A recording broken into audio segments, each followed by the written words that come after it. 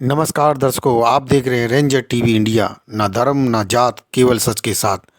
दर्शकों, आपको हमारा चैनल पसंद आता है तो सब्सक्राइब करें, लाइक करें, शेयर करें, कमेंट जरूर करें, जिससे कि हमारा चैनल आगे बढ़ सके और हम अपने देश और देशवासियों की सेवा कर सकें।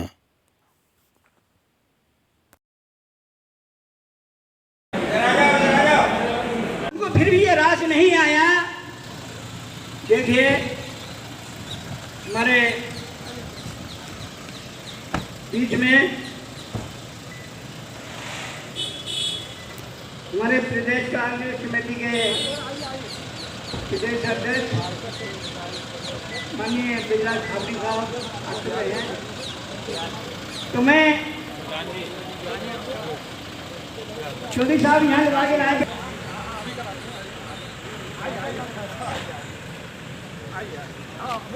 हाँ बिल्कुल। चौधरी बच्चू सिंह जी, अगर आपका आवाज पहुंच रही है तो ऐसा करिए।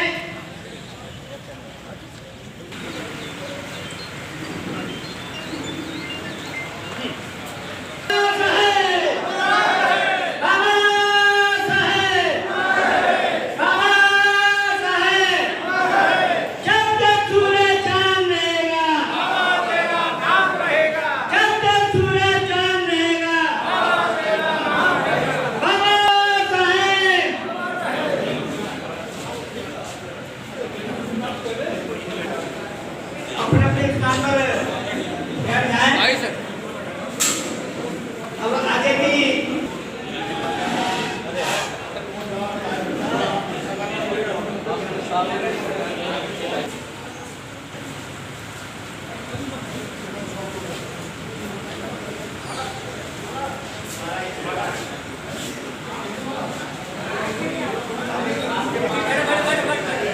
हमारी विमल साहब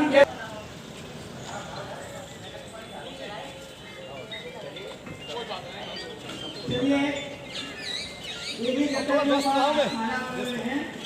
मैं माननीय प्रधान जी से निवेदन करूँगा, माननीय हाकिम जी प्रधान जी से निवेदन करूँगा कि आप आए अपनी बात रखें।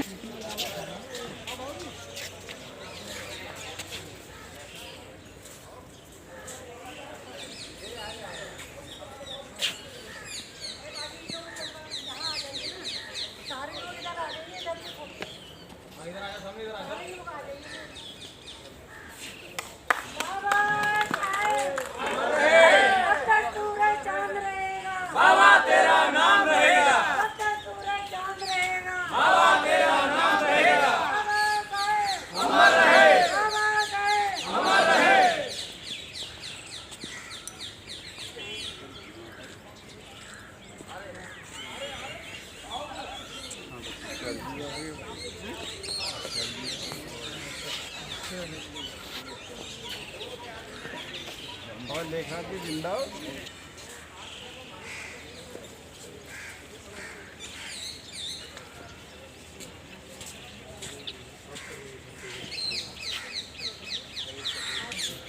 और नारे बोलते हैं। बाबा साहब बाबा तेरा मिशन अधूरा, करेगी पूरा, बाबा तेरा मिशन अधूरा, कांग्रेस पार्टी करेगी पूरा। बाबा साहेब, बाबा साहेब।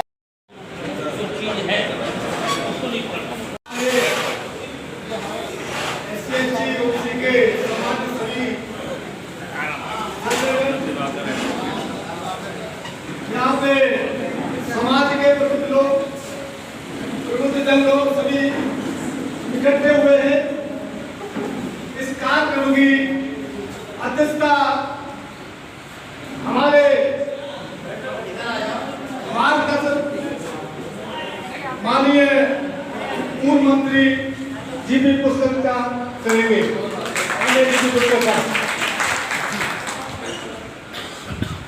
इस कार्यक्रम के मुख्य अतिथि जो समाज के प्रति उनकी हमेशा एक टीस रही है, पूर्व सांसद हमारे उत्तर प्रदेश कमेटी के अध्यक्ष माननीय ब्रिजलाल खावड़ी साहब,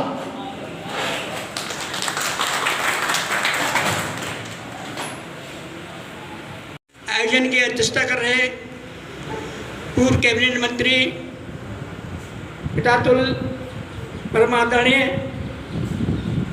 जीपी पुरस्कार साहब आज की अध्यक्षता कर रहे हैं। तो मैं संत कवि वेबर सोसाइटी के अध्यक्ष एवं विशालाम मेडिकल निगम के समिति के अध्यक्ष दोनों अध्यक्षों से निवेदन करूंगा कि आज की अध्यक्षता कर रहे पुरस्कार साहब का माला पहना करके स्वागत करें। दोनों अध्यक्ष हैं समिति के और आज की अध्यक्षता कर रहे माननीय पुरस्कार साहब का माला पहना करके स्वागत करें।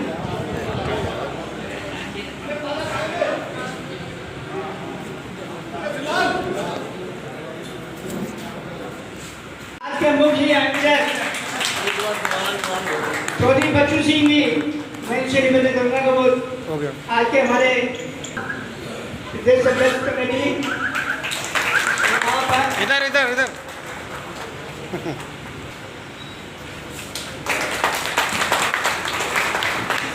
मैं चाहूंगा हमारे भारत से बदलवादी से अनुरोध करूंगा हुआ है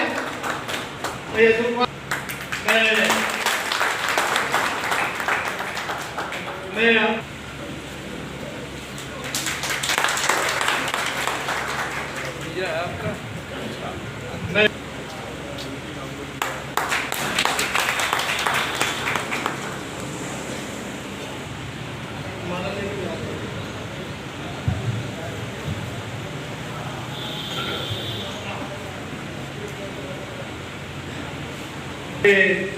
कांग्रेस की नेत्री प्रेमलता जी का स्वागत करें।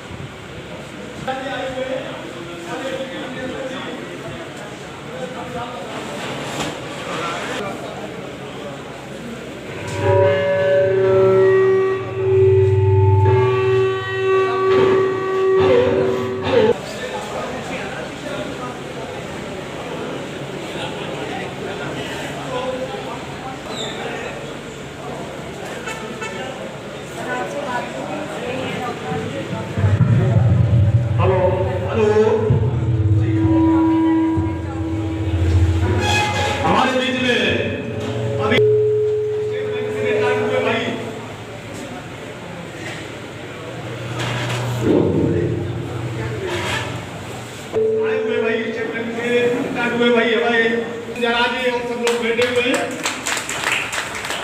सदस्य माननीय खावड़ी साहब जी के अंदर एक दिल में टीस है, वो आप शायद जानते होंगे, मेरे साथ सभी सब जानते हैं कि पहले वो सांसद रहे और बीएसपी में रहे और माननीय काशीराम जी के फॉलोअर रहे और वो उनके अंदर हमने 2 बार 3 बार ये बात हुई थी कि भाई बच्चू सिंह जी समाज के बुद्धिजीवियों के साथ कांग्रेस का कोई बात अलग है, मैं कांग्रेस में हूँ, बात है जिम्मेदारी के साथ बात अलग है, लेकिन मैं उनके साथ अपनी बात करना चाहता हूँ कि हमारे जो देश की परिस्थितियाँ है इसमें जो देश में इस समय जो हो रहा है, हमारे समाज की राजनीतिक, सामाजिक और धार्मिक की दशा और दिशा क्या है, उसके संबंध में बात करना चाहते हैं आप सभी से। बहुत सारे हमारे सभी साथियों ने ऐसा भी कहा था कि साहब वो तो कांग्रेस के अध्यक्ष हैं। ये बात बिल्कुल सही है कि आज अखिल भारतीय कांग्रेस के प्रदेश के अध्यक्ष हैं, लेकिन समाज के प्रति उनको बड़ी चीज है। जब वो ये सुन लेते हैं कि भाई ये मेरे SC/ST OBC समाज का है, तो उसे हृदय से गले लगाते हैं और उनसे प्यार से बात करते हैं और उनसे पूछते हैं कि भाई आपको कैसा चल रहा है, क्या नहीं चल रहा है। हमारे बीच में हमारे NTPC से रिटायर्ड हुए पुलिस अधिकारी भाई वो भाई आनंद साहब आए हुए हैं और हमारे साथी जो भी अपने कोई राजनीतिक बात नहीं कि भाई कि कांग्रेस के हो गए, तो ये बात तो उनके अंदर ये थी कि समाज में आज जो वर्तमान में देश में जो हो रहा है और वो कैसे हो रहा है, उसको हम आज इस देश में महिला का चीरहरण हो रहा है। अगर एक पहली जो बीजेपी का मंत्री है वो किसानों पर अपना ट्रैक्टर और गाड़ी चला देता है, लेकिन कोई कार्रवाई नहीं होती है। जो हमारी महिला, देश की महिला लड़कियां जो दिल्ली में जंतर मंतर पे महीनों तक धरना देके बैठ रही है, उनके साथ यौन शोषण हुआ है, लेकिन कोई कार्रवाई नहीं होती। और आए दिन पेशाब काट, दलितों को पीटना, OBC को पीटना, तमाम ये घटना हो रही है। लेकिन हमारा देश, हमारे पढ़े लिखे बुद्धिजीवी लोग ये देख रहे हैं कि ये हो क्या रहा है, लेकिन उसके लिए कोई समाधान और उपाय नहीं ढूंढ रहे हैं। इस संबंध में ये बैठक का आयोजन किया गया। हमारे आदरणीय माननीय पुष्कर साहब जो की ओर से एवं अपने क्षेत्रीय सभी सम्मानित लोगों की ओर से माननीय अतिथियों को स्वागत के लिए मैं 2 शब्द रख रहा हूं। आप सुनिएगा। माननीय खाबी साहब, आपके आने की आहट सभी अतिथियों के लिए है जो मंचासीन बैठे हुए हैं। सुनी जो आपके आने की आहट, ये गरीब खाना सजाया हमने। सुनी जो आपके आने की आहट, ये गरीब खाना सजाया हमने। कदम आपके हमारे दर पर, कदम आपके हमारे दर पर, नसीब अपना जगाया हमने, नसीब अपना जगाया। स्वागत है सोबारे आपका, स्वागत है सोबार, स्वागत है मान्यवर जी आपका, स्वागत है सोबार, स्वागत है मान्यवर जी आपका, स्वागत है मान्यवर जी आपका। करते बारंबार आपका, स्वागत है सोबार। धन्य धन्य हो भाग्य हमारे, आप दुलारे। आज आप हमारे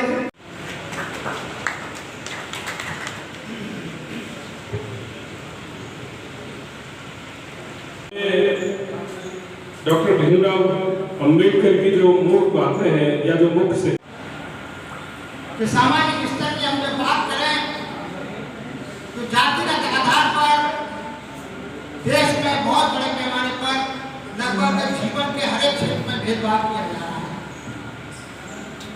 न केवल सरकारी संरक्षण में ये भेदभाव किया जा रहा है, धार्मिक संरक्षण में भी ये बड़े पैमाने पर किया जा रहा है। हम बात करें बच्चों की शिक्षा की, तो शिक्षा का व्यवसाय करके गरीब मजदूर दलितों से समाज के लोगों को अच्छी शिक्षा से वंचित किया जा रहा है। रोजगार मशीनीकरण के आधार पर समाप्त किए जा चुके हैं। मजदूर आज बहुत ही बदहाल जीवन व्यतीत कर रहे हैं। सरकारी नौकरियां प्राइवेटाइजेशन के नाम पर लगभग समाप्त हो गई हैं और आउटसोर्सिंग के माध्यम से जो हमारे बहुजन समाज के पढ़े लिखे नौजवान साथी हैं उनका बहुत ही बड़े पैमाने पर शोषण हो रहा है। जो साथी सरकारी सेवाओं में हैं वो जानते होंगे कि आउटसोर्सेज कर्मचारियों का कितना बड़ा शोषण इस देश की सरकार के संरक्षण में किया जा रहा है। साथियों, सामाजिक स्तर पर, जातिगत स्तर पर भी भेदभाव किया जा रहा है। हम बात करते हैं भारतीय संविधान की जो समता, स्वतंत्रता, सामाजिक न्याय का अधिकार प्रत्येक प्राणी को बिना किसी लिंग के, कलर के, जाति के सबको बराबर का अधिकार देता है, उसको लगभग समाप्त प्राय किया जा रहा है। धार्मिक आधार पर जो भारतीय संविधान की विशेषता है धर्मनिरपेक्षता, उसको लगभग सरकार के द्वारा एक धर्म विशेष को अनावश्यक रूप से प्रश्रय देते हुए, महत्व देते हुए दूसरे धर्मों की उपेक्षा की जा रही है। ये हम किसी से नहीं माने। हम बात करें राजनीतिक रूप से तो देश के बहुजन समाज की स्थिति बहुत ही दयनीय है। जो भी जातिगत धार्मिक आधार पर जो भी अन्याय समाज के साथ हो रहा है, कोई भी राजनीतिक ताकत या राजनीतिक पार्टी इनके लिए किसी तरह का आंदोलन नहीं कर रही है, चाहे वो कांग्रेस ही क्यों हो। साथियों, जहाँ तक मैं बात कर रहा हूँ बेरोजगारी की, शोषण की, उसमें कांग्रेस की कम जिम्मेदार नहीं है। जो पढ़े लिखे साथी हैं उनको मालूम होगा कि 1991 में जो तत्कालीन प्रधानमंत्री पी.वी. नरसिम्हा द्वारा एनपीटी शुरू किया गया था। एनपीटी यानी liberalisation, P for privatisation, C for globalisation, और उसी एनपीटी को वर्तमान सरकार ने और आगे बढ़ाया है। इसमें कोई संदेह नहीं। वर्तमान सरकार की अपेक्षा कांग्रेस सरकार थोड़ी उदार है, परंतु हमारे महापुरुषों का संघर्ष सत्ता परिवर्तन का संघर्ष नहीं था, व्यवस्था परिवर्तन का संघर्ष था। ये हम सब लोगों को ध्यान रखना। और आज वर्तमान में जो बात हो रही है, इंडिया नाम का जो संगठन बना है, अच्छी बात है। हमें मानव काशीराम साहब ने व्यवस्था परिवर्तन का सपना देखा था, लोकपाल खुले में व्यवस्था परिवर्तन का सपना देखा था, साहब महाराज ने व्यवस्था परिवर्तन का सपना देखा था। तो आज के समय में व्यवस्था परिवर्तन की बात नहीं हो रही है, सत्ता परिवर्तन की बात हो रही है। तो जो लोग अशिक्षित हैं, जो पिछड़े हुए हैं, जो नहीं जानते, उसे समाज में जाकर के मिले। एक अनुरोध है मेरा, एक टीम बनाइए। बंद जगह में 200 लोगों की मिट्टी करने से कुछ नहीं होगा। एक टीम बनाइए, 10 लोग एक गाँव में भेजिए, संडे को 1 महीने भेजिए, वहां से विचारधारा निकालिए।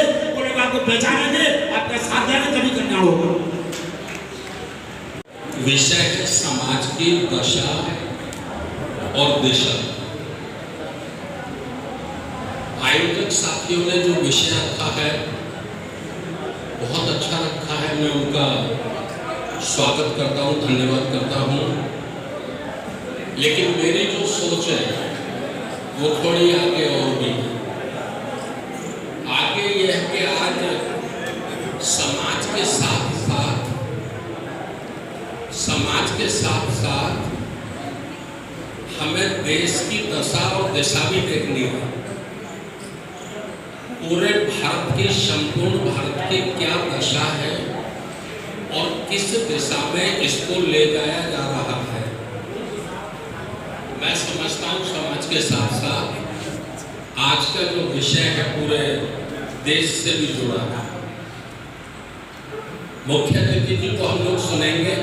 मुझे बहुत ज़्यादा नहीं बोलना, मैं तो एक वर्ष में कम से कम 2-3 बार आप लोगों के बीच में आता रहता हूँ। आरपी सिंह साहब का, उनकी पूरी टीम का मैं बहुत बहुत धन्यवाद करता हूँ कि वो हमेशा मुझे याद करते हैं। और खुशी की बात रहती है कि जब वो मुझे याद करते तब मैं आगरा में ही होता हूँ। वैसे मैं आगरा में ज़्यादा रहता नहीं, 20 दिन आगरा से बाहर रहता हूँ, लेकिन जब उनका फ़ोन होता है तो वो दिन जरूर मेरे पास होता है। इत्तेफाक है, कुदरत की, तथागत की अनुकंपा है कि निश्चित रूप से मैं उस दिन आगरा में ही रहता हूँ।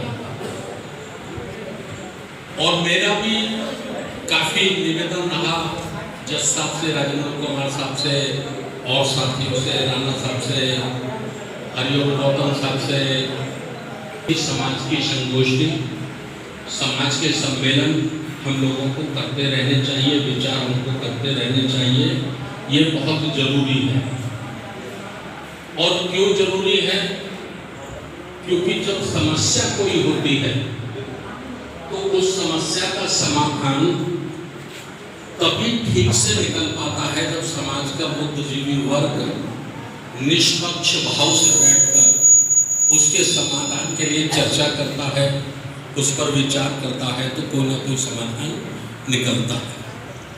मैं बड़े स्पष्ट शब्दों में कहना चाहता हूं कि आज जो हमारे बीच में दशा है, पूरे देश की दशा है, नया प्राप्त कर लें या हम कुछ नया हासिल कर लें, ये सवाल हमारे बीच में नहीं है। हम कोई नई और अधिकार हासिल कर लें या हम कुछ और ज्यादा हासिल कर लें, ये सवाल हमारे बीच में नहीं है।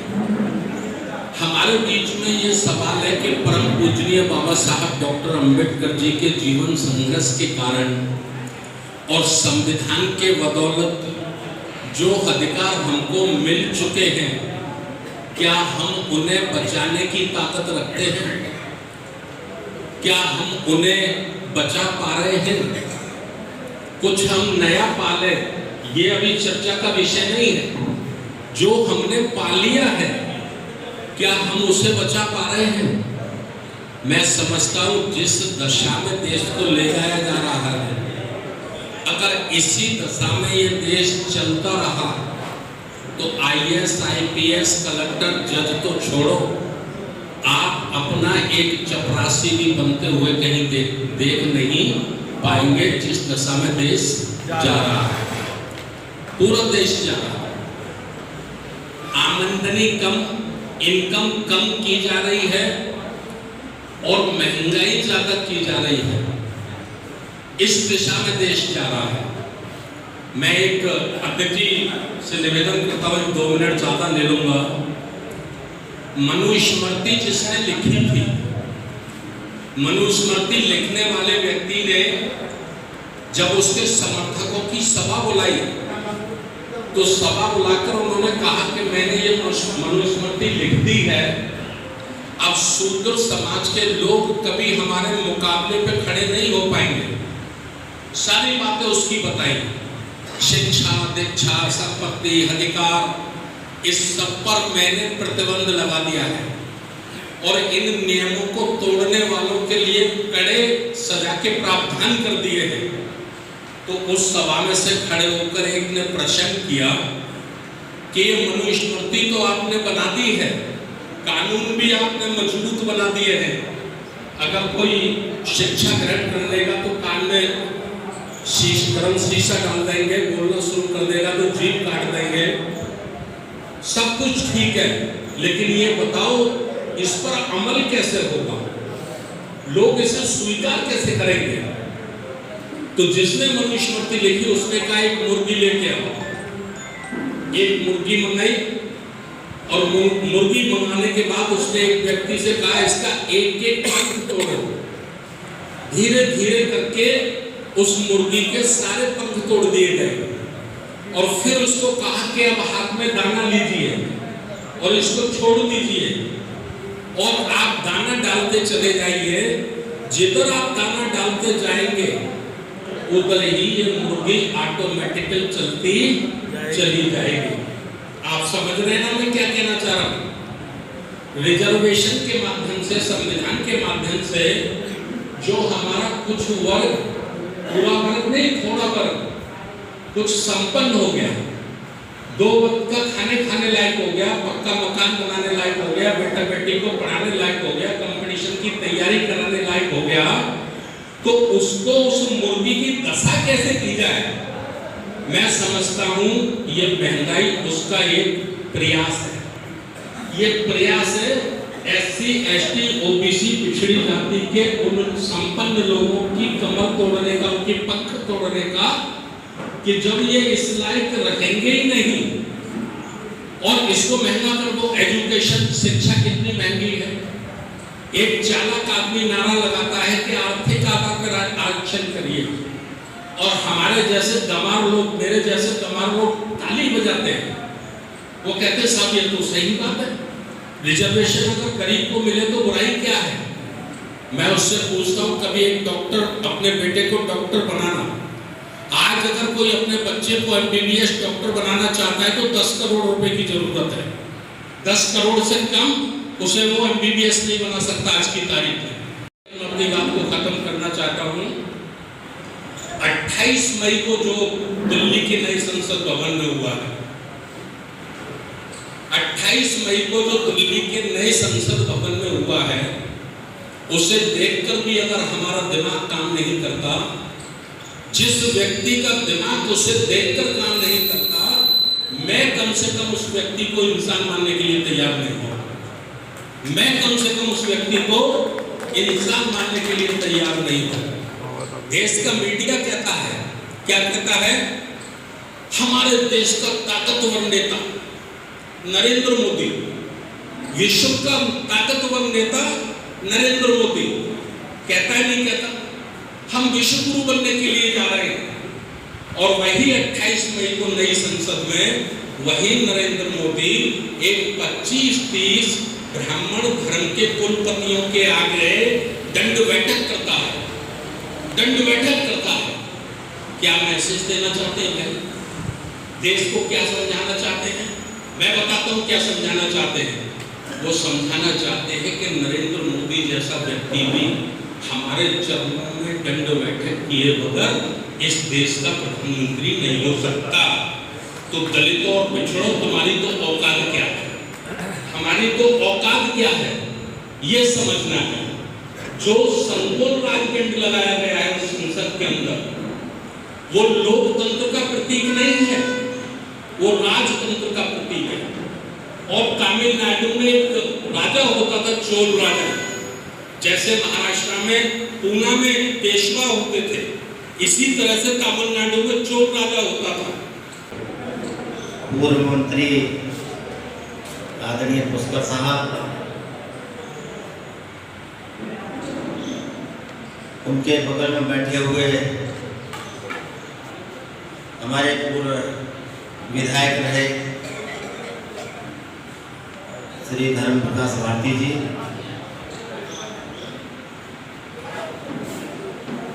देवेंद्र चुल्लू जी, उपेंद्र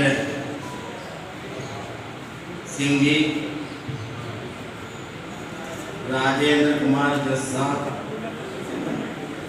मोहन सिंह जी, अशोक यादव जी, मैडम गीता जी, और उनसे कहीं ज़्यादा महत्वपूर्ण जो हमारे सामने बैठे हुए प्रबुद्धजन, लगभग 1 दर्जन साथियों ने हमारे सामने अपनी बातें रखी हैं और उन बातों को सुनते समझते जो हमने अभी तक समझ पाया है वो आपके बीच में हम कहना चाहते हैं। अल्लाह मत करो भाई। ये बिल्कुल हमें पहले से ज्ञात है कि आगरा 3 चीजों के लिए प्रसिद्ध है। एक तो है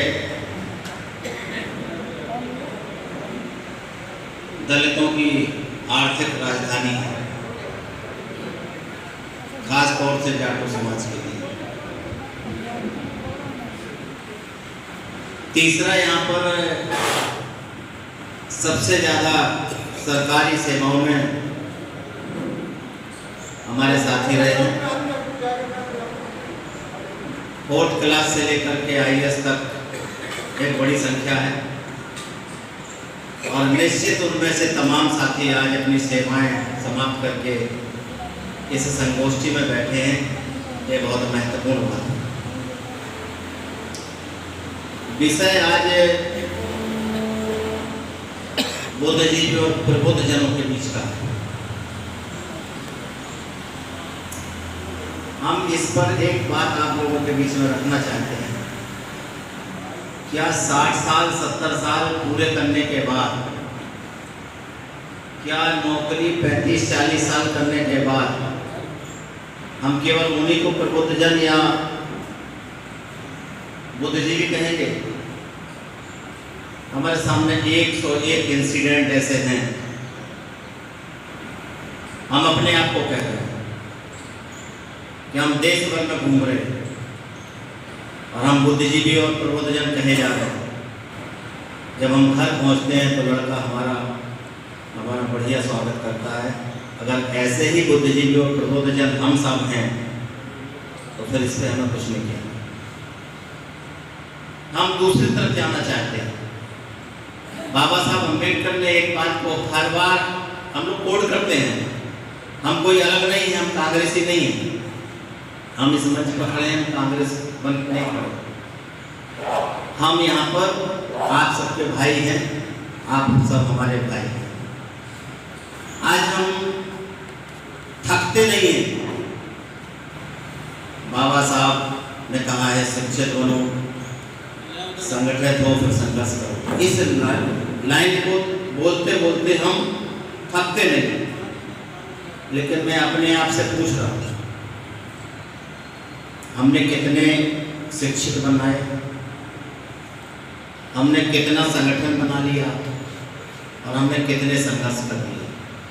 ये हमसे ज़्यादा आप लोग जानते हैं, हर व्यक्ति जानता है। थोड़ी सी बात कड़वी जरूर है और जब तक कड़वी दवा नहीं लेंगे तब तक बुखार भी ठीक नहीं होता है। कड़वी दवा से ही बीमारी को राहत मिलती है। अगर हम अपने आप में पूछें कि हमने पड़ोस के, हमने अपने नाते रिश्तेदार के उस होनहार बच्चे को जिसके अंदर पढ़ने लिखने की क्षमता है, जिसको क्रिकेट और वॉलीबॉल खेलने की क्षमता है, जिसको हर तरीके का ज्ञान है, उसे हमने कितना और कहाँ कहाँ कैसी कैसी मदद की है, ये अपने आप से पूछ लो। हमारा काम खत्म। हमें मौका मिला, हमने सबसे पहले अपने आप को बनाया। दूसरे नंबर पे हमने अपने नज़दीक के रिश्तेदार को बनाया। तीसरे नंबर पे दूर दराज के रिश्तेदार को बनाया। चौथे नंबर पे जो हमारे रोज आगे पीछे। सभी लोग तालियां को साथ से सेव कर रहे हैं, ताली बजा करेंगे।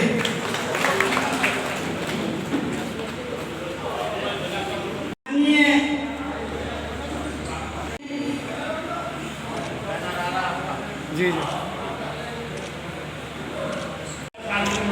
सामने देखिए सर।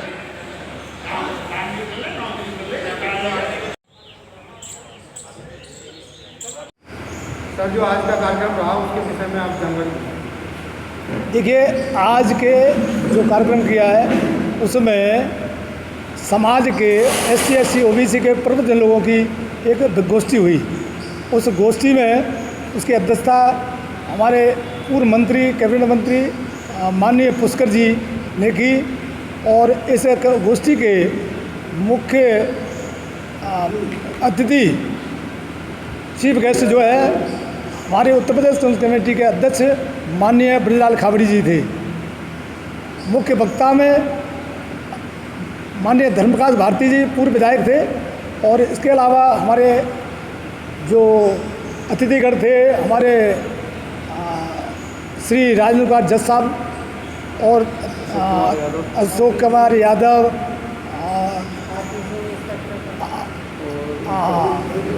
तमाम।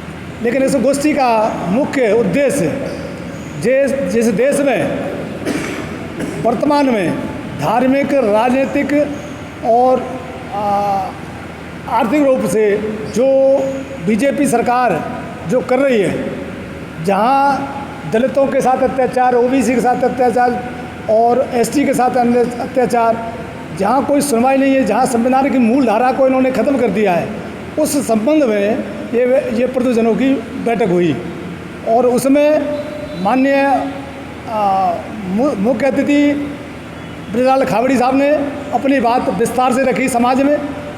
और जो है हमारे वो धर्मप्रकाश भारती जी, उन्होंने अपनी बात को पूरी विस्तार से रखा समाज के हित में। और जितने वक्ता थे उन्होंने अपने विचार रखे। और जनता जो हमारे पास जो आई हुई थी, जो कोई रिटायर्ड हैं, सीनियर वृद्धजन जितने थे, उन्होंने अपने विचार व्यक्त किए और उनका जवाब सवाल किया और उन्होंने जवाब दिया। ब्रजलाल खाबड़ी साहब ने पूरा उनका जवाब दिया। कि भाई हम सब लोग 15% बनाम 85% हैं, और 85% और 15% लोग हमें इस समय हमारे साथ हरकत कर रहे हैं, तो हम क्यों न एकता बनाएं। और ये सामाजिक मंच था, न कि कोई राजनीतिक, न कांग्रेस का था, न बीएसपी का था, न सपा का था। उनको आके माननीय हमारे उत्तर प्रदेश कांग्रेस के अध्यक्ष जी ने उनको संबोधित किया और लोगों को समझाया कि भाई आज हमारे जो देश में हो रहा है, जो हमारे समाज के साथ हो रहा है, उसको हम कैसे निपटें और किस धारा से जुड़ें, किस विचारधारा से जुड़ें, जिससे हम लोग इकट्ठे होकर के इस व्यवस्था को अपने को संभालें और समाज को सुधारें। दर्शकों, आपको हमारा चैनल पसंद आता है तो लाइक करें, शेयर करें, कमेंट करें, सब्सक्राइब करें, जिससे कि हमारा चैनल आगे बढ़ सके और हम देश की सेवा कर सकें। इसी के साथ नमस्कार।